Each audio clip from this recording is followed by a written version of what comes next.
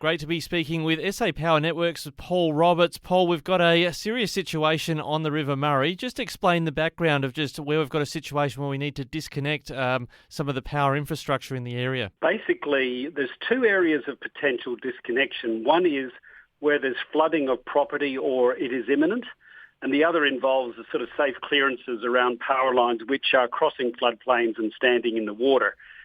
On the first one, we have been disconnecting customers, many of them at their request. That's ramping up with the floodwaters as they're getting towards this peak in December. And we'll continue to update people both through media and social media, but also we're directly communicating via our SMS system to people regarding our expectations and giving them updates as we progress. Now, I imagine it's been a pretty challenging situation in the last month or so for SA Power Networks because you also had the lightning storm that came through that took out a whole lot of infrastructure temporarily. Have you been able to build the capacity in to cover the staffing needs across that? Look, yeah, we have, but it is a big challenge, and we were planning for this before that storm event hit. We already had a team looking at this and working on this, including our local team, obviously, in the Riverland. I think people perhaps don't understand the context of the size of this. At 160 gigalitres a day, there'll be 3,300 Stovey poles standing in water, according to the modelling that the government has sort of released.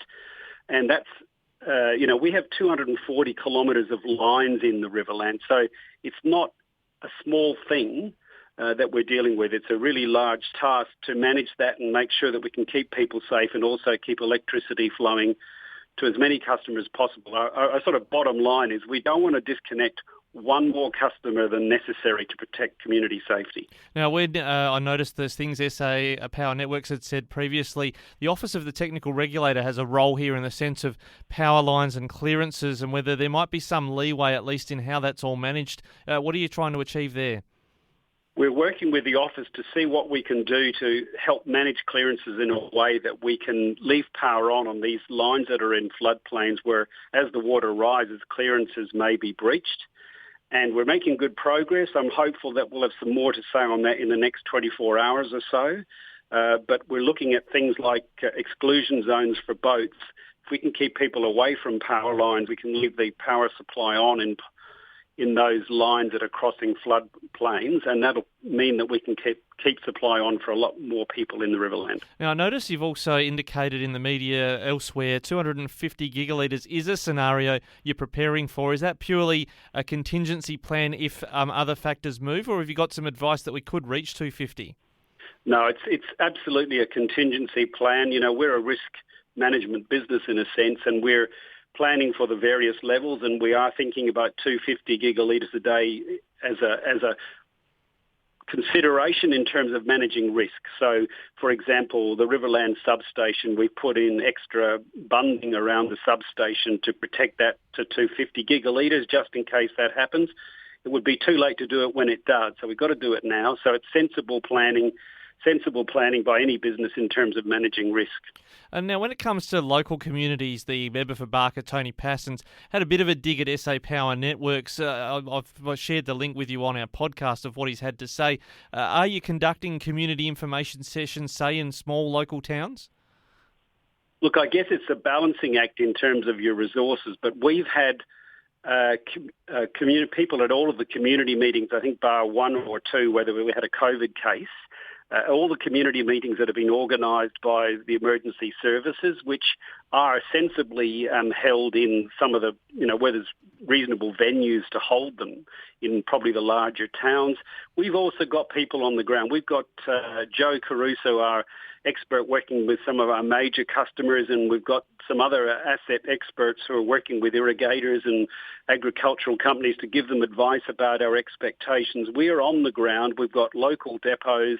We've got local people very much involved in heading this operation to keep the community going, but also keep the community safe. And if people have got questions they want to ask SA Power Networks about their own connection or where things are going, where are the best places to get that information? Look, there's a couple of options, but I think the best thing for people to do is actually to register for our SMS service if they haven't already done so, and there's certainly plenty of people have registered for that. And they can do that either by calling us on 13 12 61 or they can go onto our website, and from there they can actually do a little search for signing up for outage alerts, and that'll come up, and they can actually register online through sapowernetworks.com.au. But that's a service where we're going to be trying to give people 5 to 7 days notice of potential expectation of a potential disconnection, and then we'll give them updates as we actually get to site and our crews assess the actual risk. And in some cases, there won't be a disconnection, or we'll put it off for a number of days because the floods haven't actually reached the areas that the modelling is suggesting. And that sort of service, to what extent is that something that was already in contingency planning for a natural disaster, or have some new initiatives been tried given the circumstances of this particular flood event? We've had that SMS system in place for a number of years, and we ramped it up in 2019 by making it an opt-out option for people. So there's about 80% of our customers are now registered on that SMS system, and it's proved its worth during many a storm event and other information that people are after from us. They're getting it on that system. Yeah, absolutely. I remember getting SMSs when my power came back on. I didn't even realise it was off sometimes. So sometimes that can help people if their power is off. They can check their switchboard just to check their safety switches haven't gone off during a power outage, which does happen. But look, it's a great service.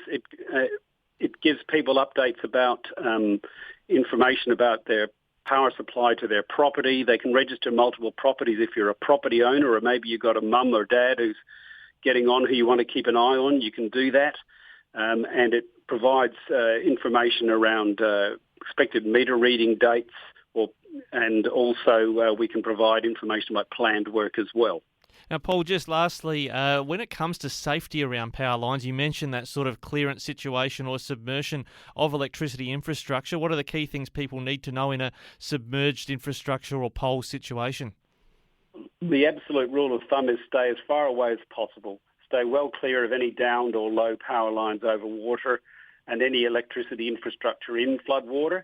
And that also goes for people with their own properties. Stay clear of electrical infrastructure.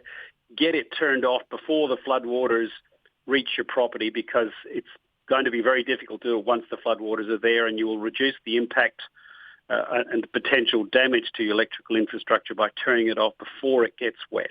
And that's a really good point, actually. I've picked up from the flooding interstate as well. There's been some things said by power authorities about returning to properties afterwards. You need to perhaps get some things checked with the electricity organisations before you actually are safe to go back?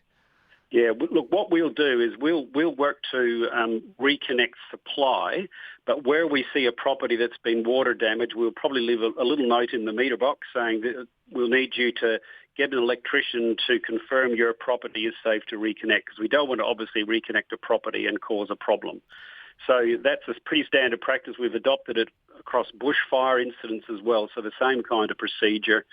We'll obviously want to get people back on as soon as we can, but we also want to do it safely. And hopefully you have to do that in the minimum number of circumstances. SA Power Networks, Paul Roberts, thanks so much for joining us today on Flow. No worries, Ricky. Thanks for having me.